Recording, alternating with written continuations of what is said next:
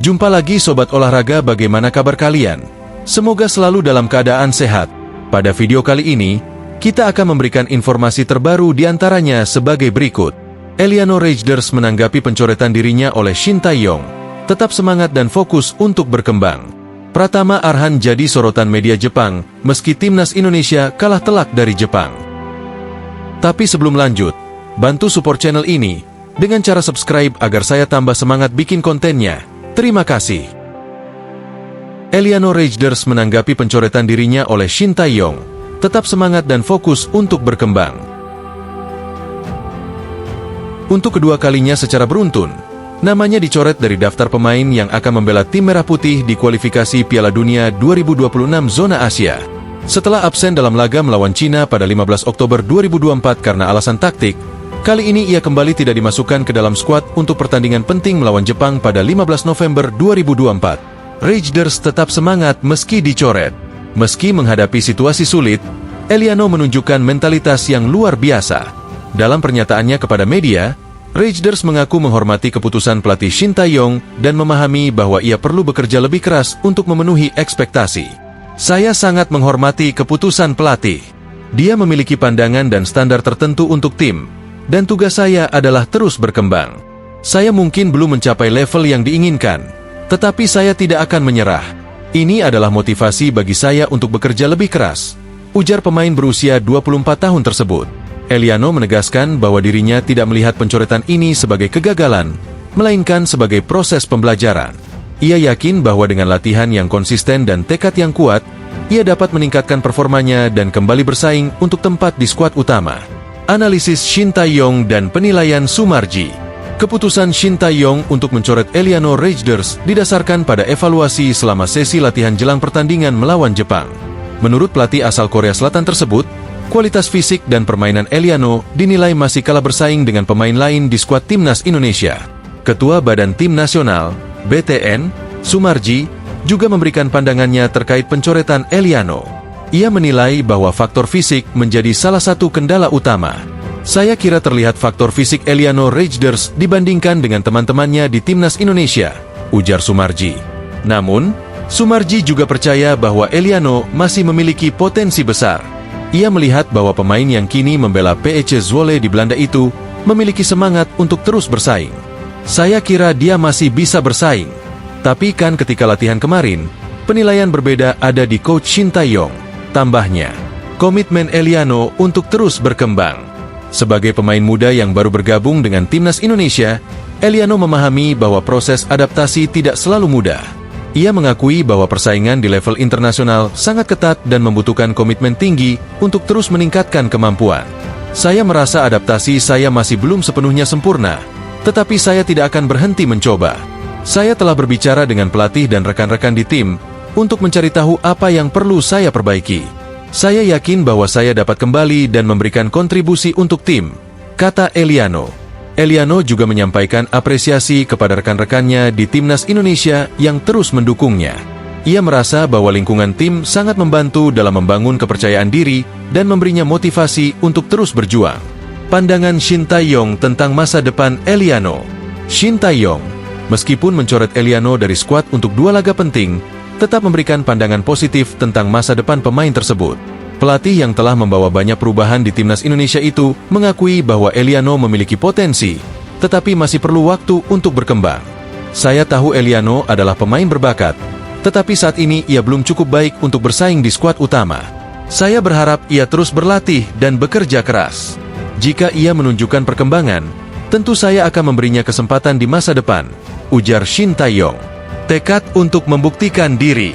Meski sempat dikecewakan oleh pencoretan ini, Eliano Reijnders tetap bertekad untuk membuktikan dirinya. Ia mengatakan bahwa ia akan memanfaatkan waktu di klubnya, PEC Zwolle, untuk meningkatkan kemampuan fisik, taktik, dan mentalitasnya. Saya tahu banyak orang berharap banyak dari saya, dan saya tidak ingin mengecewakan mereka. Ini adalah perjalanan panjang, dan saya percaya bahwa dengan kerja keras, saya bisa mencapai level yang diinginkan, tutupnya. Dengan mentalitas yang kuat dan komitmen untuk terus berkembang, Eliano Reijnders berpeluang besar untuk kembali bersinar di timnas Indonesia. Pencoretan ini mungkin hanya menjadi batu loncatan bagi karirnya yang masih panjang. Pratama Arhan jadi sorotan media Jepang, meski timnas Indonesia kalah telak dari Jepang. Meskipun timnas Indonesia harus menelan kekalahan telak 0-4 dari Jepang pada matchday kelima Grup C kualifikasi Piala Dunia 2026 di Stadion Utama Gelora Bung Karno, SUGBK, Jumat, 15 November 2024, salah satu pemain Garuda, Pratama Arhan, justru menjadi sorotan media Jepang. Mantan pemain Tokyo Verdy itu tak hanya dipuji karena aksinya di lapangan, tetapi juga karena popularitasnya yang luar biasa di media sosial, yang bahkan dibandingkan dengan bintang olahraga dunia asal Jepang, Shohei Ohtani.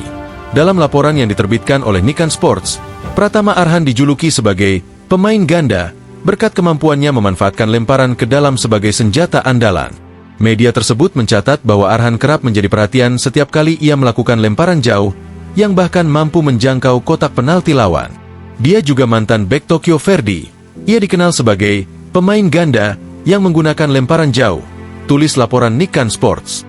Lemparan jauh Arhan menjadi salah satu momen yang paling dinantikan oleh supporter Indonesia di setiap pertandingan. Saat melawan Jepang, setiap kali Arhan bersiap melakukan lemparan, sorak-sorai dari ribuan supporter Garuda menggema di seluruh stadion. Hal ini menunjukkan bahwa meski Indonesia kalah dalam pertandingan tersebut, kontribusi Arhan tetap meninggalkan kesan mendalam. Sorotan terhadap Arhan tak hanya terbatas pada performanya di lapangan. Media Jepang juga menyoroti popularitas luar biasa yang dimilikinya, terutama di media sosial. Dengan lebih dari 8,7 juta pengikut di Instagram, Pratama Arhan menjadi salah satu pesepak bola Asia Tenggara yang paling banyak diikuti. Angka ini bahkan melampaui jumlah pengikut Instagram dari Shohei Ohtani, atlet baseball kebanggaan Jepang yang memiliki 8,6 juta pengikut. Shohei Ohtani sendiri merupakan salah satu atlet Jepang paling berprestasi di dunia, dengan 2 gelar MVP AL, Most Valuable Player American League, pada tahun 2021 dan 2023 saat bermain untuk Los Angeles Angels di Major League Baseball, MLB. Dia, Pratama Arhan, sangat populer di negara asalnya, dengan 8,7 juta pengikut di Instagram. Jumlah ini melebihi 8,6 juta milik atlet baseball profesional Shohei Ohtani, tulis Nikkan Sports. Perbandingan ini menunjukkan bahwa Arhan tidak hanya diakui sebagai pesepak bola berbakat, tetapi juga sebagai ikon budaya populer yang memiliki pengaruh besar di Indonesia. Sebagai mantan pemain Tokyo Verdy, Arhan memiliki hubungan khusus dengan sepak bola Jepang. Meskipun ia tidak mendapatkan banyak kesempatan bermain selama karirnya, di jelik pengalamannya bersama Tokyo Verdy tetap menjadi bagian penting dari perkembangan karirnya. Media Jepang mencatat bahwa Arhan adalah salah satu pemain Indonesia yang berhasil menginjakan kaki di Liga Profesional Jepang, yang memiliki tingkat persaingan sangat tinggi. Selama bermain di Jepang, Arhan juga dikenal sebagai pemain yang bersemangat dan memiliki etos kerja tinggi. Hal ini menjadi modal penting baginya untuk terus berkembang, baik di level klub maupun tim nasional. Kekalahan yang menyakitkan, tapi sorotan positif untuk Arhan. Kekalahan 0-4 dari Jepang tentunya menjadi hasil yang mengecewakan bagi timnas Indonesia. Tim asuhan Shin Tae-yong tidak mampu mengimbangi permainan cepat dan teknis dari tim Samurai Biru, yang merupakan salah satu tim terbaik di Asia. Namun, di tengah hasil buruk tersebut, perhatian terhadap Pratama Arhan menjadi kabar positif. Arhan menunjukkan bahwa dirinya tetap memiliki tempat khusus di hati supporter Indonesia, tidak hanya melalui kemampuannya di lapangan, tetapi juga melalui dedikasinya untuk terus mengharumkan nama bangsa. Popularitasnya yang bahkan melampaui atlet top Jepang seperti Shohei Ohtani membuktikan bahwa sepak bola, sebagai olahraga yang sangat dicintai, mampu melahirkan bintang yang memiliki pengaruh besar di dalam dan luar lapangan. Salah satu momen paling ikonik dari Pratama Arhan selama pertandingan melawan Jepang adalah lemparan-lemparannya yang jauh dan akurat. Meskipun Jepang memiliki keunggulan fisik, setiap lemparan Arhan mampu menciptakan ancaman di area pertahanan lawan. Selama pertandingan, Arhan melakukan lemparan jauh di setiap lemparan ke dalam, sehingga mengundang sorak-sorai supporter Indonesia, tulis Nikkan Sports. Momen-momen tersebut memperlihatkan bahwa meski hasil pertandingan tidak memihak Indonesia, Arhan tetap menjadi pemain yang dapat diandalkan dalam menciptakan peluang. Dengan segala perhatian yang diberikan kepadanya, Pratama Arhan kini berada di posisi yang unik. Ia tidak hanya dianggap sebagai pemain penting untuk timnas Indonesia, tetapi juga sebagai duta sepak bola Indonesia di level internasional. Kedepannya, Arhan diharapkan dapat terus mengasah kemampuannya, baik dalam bertahan maupun menyerang, sehingga ia bisa menjadi pemain yang lebih komplit. Dengan pengalaman bermain di Jepang dan dukungan besar dari supporter Indonesia, masa depan cerah tampaknya menanti Arhan, baik di tim nasional maupun di level klub. Sorotan dari media Jepang ini menjadi pengingat bahwa meski tim mengalami kekalahan, selalu ada hal positif yang bisa diambil. Untuk Pratama Arhan, ini adalah bukti bahwa dedikasi dan kerja kerasnya tidak hanya dihargai oleh supporter Indonesia, tetapi juga oleh dunia internasional. Nah, demikianlah video kita kali ini. Semoga bermanfaat buat kalian semua. Akhir kata saya izin pamit, terima kasih.